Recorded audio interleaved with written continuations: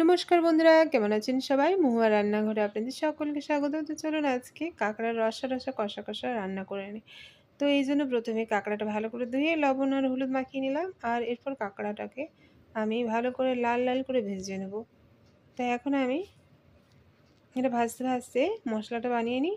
এখানে আমি রসুন, আদা আর গোটা জিরে আর একটা গোটা শুকনো লঙ্কা বেটে নেবো ভালো করে। তো ঝাল বেশি কেউ খেতে চাইলে লঙ্কা ২-৪টে দিতে পারেন।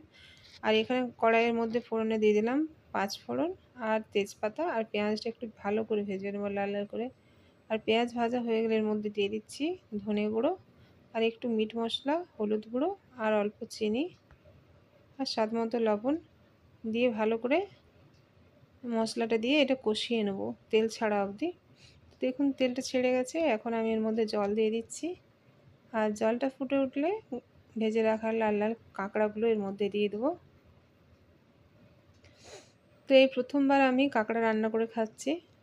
একবার পুরীতে খেয়েছিলাম।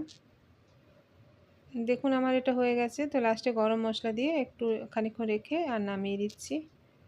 তো যারা আমার পেজটি এখনও ফলো করেনি দয়া করে পেজটি ফলো করবেন এবং ভালো লাগলে লাইক, শেয়ার, কমেন্ট করে দেবেন। তো রান্নাটা যখন হয়েই গেছে তখন এবার খাবারটা খেয়ে দেখি কেমন হয়েছে। তো বন্ধুরা অবশ্যই আমার মুখের এক্সপ্রেশন থেকে বুঝতে পারছেন যে রান্নাটা কেমন হয়েছে।